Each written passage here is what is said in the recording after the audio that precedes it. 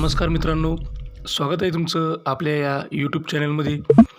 तुम्ही जर या चॅनलवर नवीन असाल तर सबस्क्राईब करायला विसरू नका. मित्रांनो, आज आपण पाहणार आहोत वर्ग 11वा, विषय इंग्रजी, chapter 1.3 the call of the soil, a scent of rice या प्रकरणाचं लाईन टू लाईन एक्सप्लेनेशन. चला तर मग सुरुवात करूयात. सर्वात प्रथम आपण अबाउट दी रायटर, लेखकाबद्दल जाणून घेऊयात. या पाठाचे लेखक आहेत व्यंकटेश्वरन अय्यर, व्यंकट अय्यर. बॉर्न इन 1966, 1966मध्ये त्यांचा जन्म झाला. Venkateshwaran, Venkat Iyer is a science graduate. ते एक सायन्स ग्रॅज्युएट होते and certified project management professional. He last work with IBM in Mumbai. त्यांनी IBM सोबत काम केलेलं होतं, IBMमध्ये काम केलं होतं मुंबईला. काय म्हणून तर as a project manager for software implementation. Software implement करण्यासाठी जे प्रोजेक्ट मॅनेजर आहे, ते प्रोजेक्ट मॅनेजर म्हणून त्यांनी IBM सोबत काम केलेलं होतं. After 17 years in IT industry, IT इंडस्ट्रीमध्ये 17 वर्ष काम केल्यानंतर ही क्विट इन 2004. त्यांनी 2004मध्ये ते सोडून दिलं. To live on his organic farm in पेट village in Dahanu taluka, Palghar district, Maharashtra. की महाराष्ट्रामधल्या पालघर जिल्ह्यात डहाणू तालुक्यात पेट नावाचं गाव आहे आणि त्यामध्ये त्यांचं शेत होतं, ऑर्गॅनिक शेत, सेंद्रिय शेत. त्यावर राहण्यासाठी त्यांनी ही IT इंडस्ट्री सोडून दिलेली होती. हिज बुक मूंग ओव्हर मायक्रोचिप्स हे त्यांच्या पुस्तकाचं नाव आहे. ट्रेसेस हिज ट्रान्झिशन फ्रॉम टेकी टू फार्मर. की यातून आपल्याला जाणवते की कशा पद्धतीने ते टेकी टू फार्मर अशी त्यांची ट्रान्झिशन झाली, त्यांचं बदललेलं आहे. Over a period of 15 to 17 years, आणि 15 ते 17 वर्षापर्यंत. It was not a career change but a lifestyle change I was looking for. की त्यांनी त्यांच्या या निर्णयाबद्दल सांगितलेलं आहे की हे फक्त करिअर चेंज नव्हतं तर लाईफस्टाईल चेंज होतं, ज्याच्याबद्दल त्यांनी विचार केलेला होता. He says about his decision to shift the quieter environs of a village. आणि त्यांना गावाचं असलेलं जे शांत वातावरण आहे, त्या शांत वातावरणाकडे वळायचं होतं आणि त्या संदर्भात केलेलं त्यांचं हे वक्तव्य आहे. He insisted on practising organic farming from the outside. की त्यांनी ऑर्गॅनिक फार्मिंगवर भर दिला. He was resolute in spite of numerous challenges which he faced. की त्यांना बरेचसे चॅलेंजेस आले, त्यांनी ते फेस केले आणि तरीसुद्धा ते स्थितप्रज्ञ राहिले.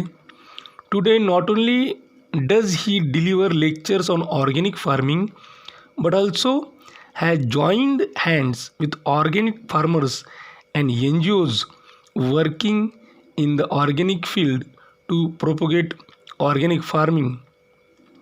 आता सध्या ऑर्गॅनिक फार्मिंगवर लेक्चरच देत नाहीत, तर त्याचबरोबर जे शेतकरी ऑर्गॅनिक शेती करतात किंवा NGO या संदर्भात काम करतात, ऑर्गॅनिक फार्मिंगला प्रोपोगेट करतात,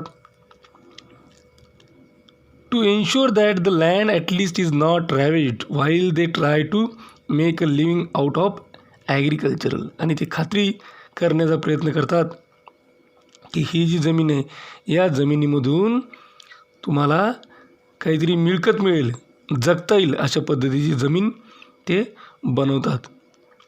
आता बोलूयात आपल्या पाठाकडे. The call of the soil, a scent of rice. की कॉल ऑफ द सॉईल म्हणजे की मातीची हाक, मातीची साध, आणि अ सेंट ऑफ राईस म्हणजेच की भाताचा, तांदळाचा सुगंध, या अर्थाचं या टायटलचं हे चॅप्टर आहे. आणि एक सब टायटल दिलेली द फर्स्ट क्रॉप त्यानंतरचा मुद्दा आहे द फर्स्ट क्रॉप, ज्याला आपण पहिलं पीक म्हणू. इट वॉज एप्रिल 2004, 2004 सालातला एप्रिल महिना होता. I stood in the middle of the lush green field of moong means green gram and looked around me, की मी मुंगाच्या अशा हिरव्यागार शेतामध्ये उभा होतो आणि इकडे तिकडे पाहत होतो. It was just before sunrise and the sky was turning a bright orange, की सूर्यप्रकाशाच्या अगोदरची वेळ होती आणि आकाश हे थोडंसं ब्राईट ऑरेंज, याला तांबूस रंगाचं बनलेलं होतं. द ग्राउंड वॉज डॅम्प, ती जी जमीन होती ती ओलसर होती, दमट होती. And the leaves were shining with dew, आणि त्यावर असलेले जे छोटे छोटे पानं होते या पानांवर दवबिंदू पडलेलं होतं आणि ते चमकत होतं. माय बेअर फीट वेअर मडी, माझे जे पाय होते बेअर फीट, उघडे पाय होते ते चिखलानं भरलेले होते. As I walked around gingerly inspecting the plants, आणि मी त्या अनवाणी पायांनी अत्यंत सांभाळून चालत हिंडत फिरत होतो. Around me were rows of chikoo trees and below a dense foliage of moong, की माझ्या आजूबाजूला चिकूच्या झाडांच्या रांगा होत्या आणि त्यांच्या खाली अत्यंत घनदाट अशा पद्धतीचा मुगाचे पानं हे पसरले होते, झाडं पसरले होते. ॲट दॅट पॉईंट, त्या पॉईंटला I could not have asked for anything more, की मला दुसरं काहीही पाहिजे नव्हतं. The moong plants not more than 2 feet tall, की ते मुगाची झाडं 2 फुटापेक्षा जास्त उंच नव्हती. Had green pods hanging out, आणि त्यांना छोट्या छोट्या शेंगा लागलेल्या होत्या. The pods were not yet ripe, अजून त्या शेंगा भरलेल्या नव्हत्या. And there was a light fuzz growing on them, आणि त्यांच्यावर हलकीशी लव ही उगवलेली होती. There was still some time before the harvest, की आता कापणीला अजून वेळ होता. आय फेल्ट एक्झिलरेटेड, की मी खूप खुशीत होतो, मला खूप आनंद झालेला होता. I stood watching the sunrise above the towering trees across the fence and slowly made my way back to the house, a white structure in the middle of this greenery, की कुंपणाच्या पलीकडच्या उंच झाडामधून सूर्य उगवताना पाहत मी उभा राहिलो आणि त्या हिरवळीच्या मध्ये पांढरा असं बांधलेलं जे घर आहे त्या दिशेने मी हळूहळू निघालो. I could not believe that I was the owner of this land, की मला माझ्यावर विश्वास बसला नाही की ही जमीन माझ्या मालकीची आहे. And that I was looking at my first crop as a farmer, आणि मी एक शेतकरी म्हणून माझ्या पहिल्या पिकाकडे पाहत आहे. After I had paid the advance money for the land, की या जमिनीसाठी मी अगोदरच रक्कम दिल्यानंतर आय थॉट, मला असं वाटलं, I would have some time to get familiar with farming, की मी या फार्मिंगसोबत थोडंसं परिचित झालं पाहिजे, त्याचा परिचय करून घेतला पाहिजे, किंवा मला त्याला वेळ लागेल. बट मोरूदादाने काय केलं मग, द ब्रोकर, मोरूदादा एक ब्रोकर होते, हू गॉट अस द लँड, ज्यांनी आम्हाला ही जमीन मिळवून दिलेली होती, हॅड अदर आयडियाज, त्यांच्या मनात काही वेगळ्याच अशा कल्पना होत्या. He was keen that we plant moong at once, की त्यांच्या मनामध्ये असं होतं की आम्ही एकदा तरी मुगाचं पीक घ्यायला पाहिजे. I was prepared for this, की मी त्यासाठी तयार नव्हतो. I was still reading books and trying to figure out what we could sow and how we should go about it. मी अजूनही पुस्तकं वाचून कोणतं पीक घ्यावे आणि पुढं काय करावे हे समजून घेण्याचा प्रयत्न करत होतो. मोरू दादा वॉज क्वाईट फर्म. पण मोरू दादा मात्र ठाम होते. He said the season was right for sowing moong and the best seeds were available in Surat in the adjacent state of Gujarat.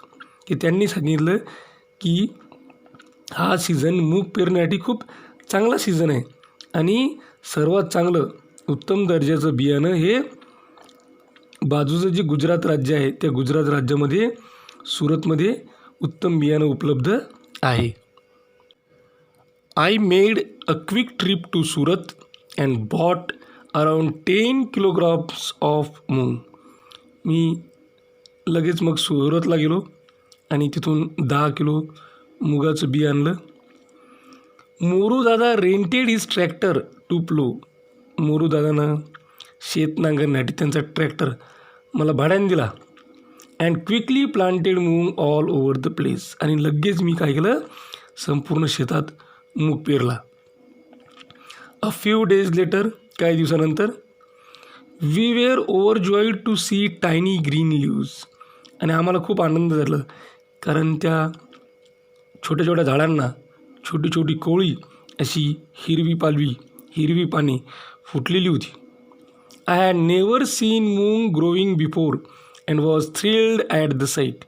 की मी अगोदर कधी मूग उगवताना पाहिलं नव्हतं.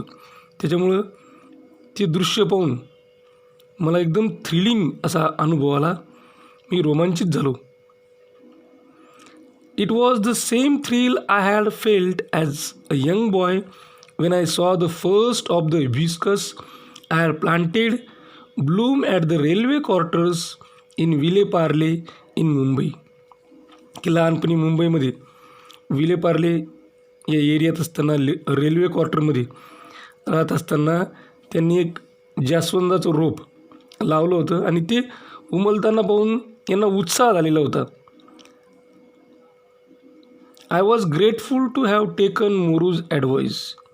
की मोरूचा सल्ला ऐकल्याबद्दल, त्यांचा सल्ला घेतल्याबद्दल त्यांना स्वतःलाच कसं आभारी असल्यासारखं वाटत होतं.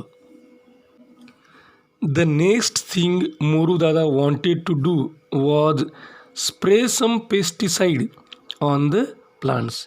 आणि दुसरी गोष्ट मोरू दादाला असं वाटत होतं जी करावी ती होती spray some pesticides on the plant. की या प्लांटवर काय करायचं आहे, काही औषधी फवारायची. He claim that it would give a higher yield. आणि त्यानं असा दावा केला की याच्यामुळं खूप चांगल्या प्रमाणात पीक येईल. This was something we did not want to do. आणि तीच गोष्ट आम्हाला करायची नव्हती. We were clear that we would not use any chemicals and try to explain it to him. की आम्ही त्याला क्लिअर करून स्पष्ट करून सांगितलं की आम्हाला या ठिकाणी कोणत्याही प्रकारचं केमिकल, रसायन हे वापरायचं नाही. He reacted as if we had suggested harakiri. की जणू काही आम्ही त्यांना हाराकिरी करत आहोत अशा पद्धतीची त्यानं प्रतिक्रिया दिली. It took a lot of convincing to ensure that Moru Dada and his friends did not use any chemicals on the farm. आणि त्यामुळे मोरू दादा आणि त्यांच्या मित्रांनी शेतावर रासायनिक औषधे फवारू नयेत हे त्यांना पटवण्यासाठी आम्हाला खूप धडपड करावी लागली. ते refuse to understand how crops could grow without sprays. आणि ते समजून घ्यायला तयारच नव्हते की कशा पद्धतीनं बिना फवारणी केल्याचे पीक वाढेल किंवा कसंही त्याची वाढ होईल. Contrary to what everyone told us, nature did her job and she needed no bribes to get the work done. आणि त्याच्या उलट सर्वांनी सांगितलं की निसर्ग देवतेने कोणत्याही आमिषाशिवाय आपलं काम कसं चोख पार पाडलेलं आहे.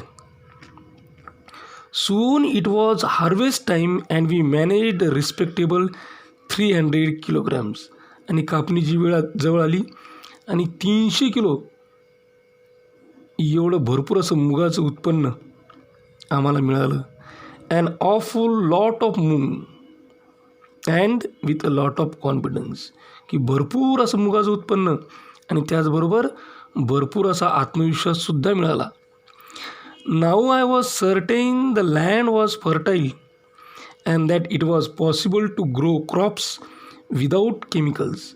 आणि आता माझी खात्री झाली की ही जमीन सुपीक आहे आणि कोणत्याही रासायनिक औषधाशिवाय आपल्याला या ठिकाणी पीक काढता येऊ शकते. It was a major moral booster. आणि याच्यामुळं माझं मनोबल वाढले, मनोबलात वाढ झाली आणि मनोबल वाढवणारी ही सर्वात मोठी गोष्ट ठरली. त्यानंतर एक टॉपिक दिलेला आहे, द सेंट ऑफ राईस, भाताचा सुवास, तांदळाचा सुवास. The first year I was late for the rice sowing season, की पहिल्या वर्षी भाताचं पीक घेण्याच्या हंगामासाठी मला थोडा उशीर झाला. And had to resort to growing the GR variety that was short term and recommended by the agricultural officers at Kosbad. मग काय झालं की कोसबाडमधले जे अधिकारी आहे म्हणजे कृषी अधिकारी, या कृषी अधिकाऱ्यांनी सुचवल्याप्रमाणे GR4 या जातीचं जे पीक आहे, जे शॉर्ट टर्मसाठी जे म्हणजे कमी कालावधीत येणारं पीक होतं, ते लावल्याशिवाय माझ्याकडं काही पर्याय नव्हता. The next year we decided that we would start early and try to find some good traditional variety of rice to grow.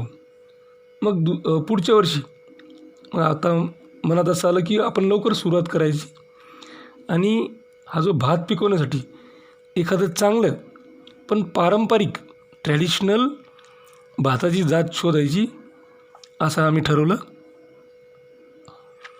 We had read about traditional varieties of rice. आम्ही पारंपरिक जातींबद्दल वाचलं. And knew that they did not require very high inputs of fertilisers.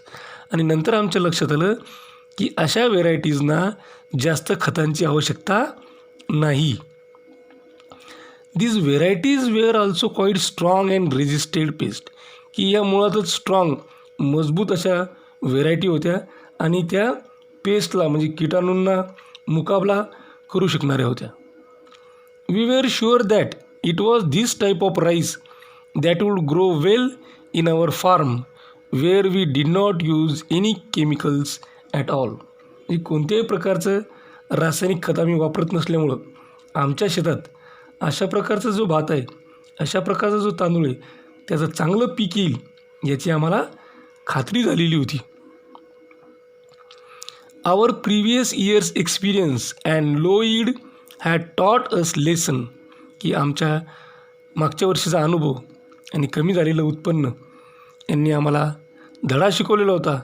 And we were sure we would not plant hybrids this year. आणि आम्ही आता खात्री झाली होती आम्हाला आणि आम्ही शुअर होतो की आम्हाला यावर्षी हायब्रिड्स म्हणजे संकरित वाण हे पेरायचं नाही. इन एप्रिल 2005, एप्रिल 2005मध्ये we started to look for good variety of traditional rice, की आम्ही पारंपरिक भाताच्या जातीचा शोध घेणं सुरू केलं. It was one of our neighbors in the village, a businessman from Mumbai who owned the land, who suggested that we plant a local scented variety of rice. मग आमचे नेबर असलेले, गावातील आमचे नेबर, आमचे शेजारी असलेले एक बिझनेसमॅन जे मुंबईत होते, ज्यांनी जमीन घेतली होती, त्यांनी आम्हाला सजेस्ट केलं, सांगितलं की तुम्ही लोकल व्हेरायटीचा जो तांदूळ आहे, जो सेंटेड आहे, तो तुम्ही पेरा. Most of the farmers in and around the village of Pet has switched over to hybrids, की बरेचसे जे शेतकरी आहेत ते आमच्या गावामधले आणि गावाच्या आजूबाजूचे या लोकांनी संकरित वाणाकडं, संकरित जातीकडं त्यांचा कल झालेला होता. त्यांनी ते पेरत होते. The younger generation of farmers thought I was crazy to ask for the desi variety. मग जी यंगर जनरेशन आहे शेतकऱ्यांची, नवीन पिढी, तरुण पिढी, ते पण असा विचार करत होते की हा कसा वेगळा माणूस आहे की जो देसी व्हेरायटीबद्दल विचारणा करतो आहे. My regular visits to the villages around searching for good traditional variety also did not yield any results and we were almost giving up hope. की एखादी चांगली पारंपरिक भाताची जात मिळवण्यासाठी आजूबाजूच्या गावांमध्ये खूप साऱ्या येरझारा मारूनसुद्धा त्यातून काही निष्पन्न झालेलं नव्हतं. त्यामुळे आम्ही जवळपास आशा सोडून दिलेली होती.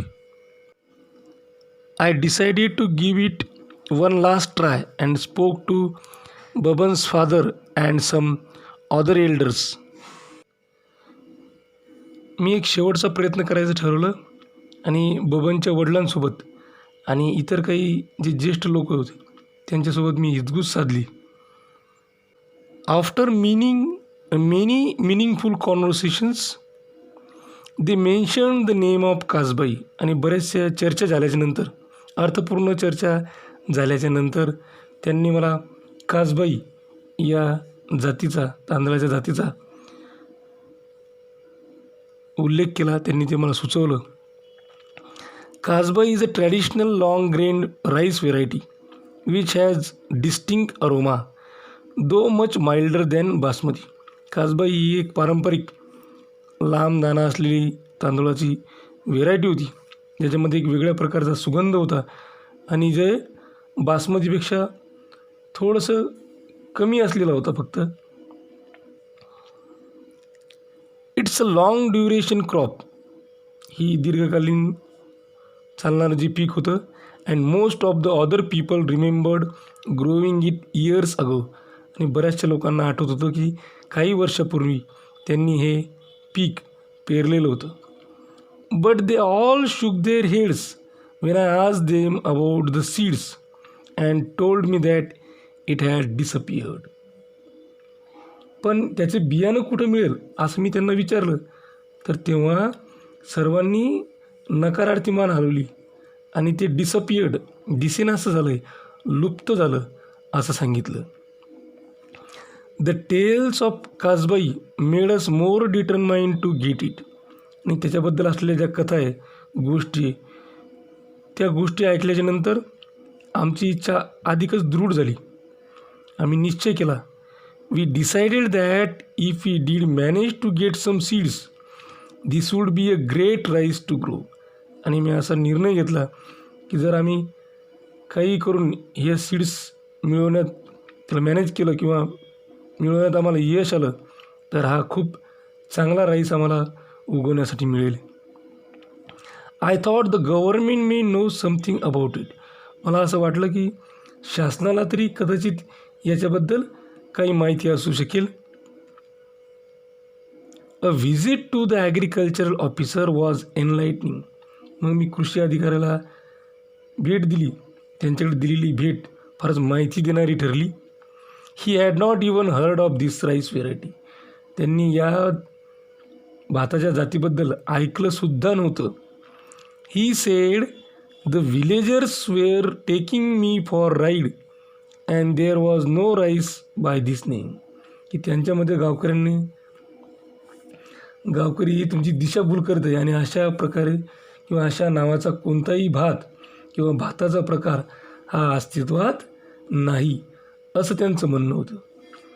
मग यानंतर लेखकाचा शोध कुठपर्यंत गेला, त्यांना खरंच त्यांच्या राईसची व्हरायटी मिळाली का, आणि मिळाली तर ती कशा पद्धतीने मिळाली, आणि नाही मिळाली तर ती का मिळाली नाही, या सर्व प्रश्नाची उत्तरं आपण उर्वरित पार्टमध्ये पाहणार आहोत. अशाच प्रकारचे नवनवीन व्हिडिओ पाहण्यासाठी या चॅनलला सबस्क्राईब करा. आमच्या चॅनलचे सर्वच व्हिडिओ ताबडतोब तुमच्यापर्यंत पोहोचण्यासाठी बेल आयकॉन बटनला क्लिक करा. हा व्हिडिओ तुम्हाला आवडला असेल तर लाईक करा. तुमच्या मित्रमैत्रिणींमध्ये गरजू विद्यार्थ्यांमध्ये जास्तीत जास्त शेअर करा. काही अडचण असेल, काही सजेशन असेल, काही इन्फॉर्मेशन असेल किंवा रिप्लाय द्यायचा असेल तर कमेंट बॉक्समध्ये कमेंट करा. हा व्हिडिओ अत्यंत काळजीपूर्वक आणि सर्वात महत्त्वाची गोष्ट म्हणजे टिल द एंड शेवटपर्यंत पाहिल्याबद्दल तुम्हा सर्वांचे मनापासून आभार. थँक्यू. Thanks a lot.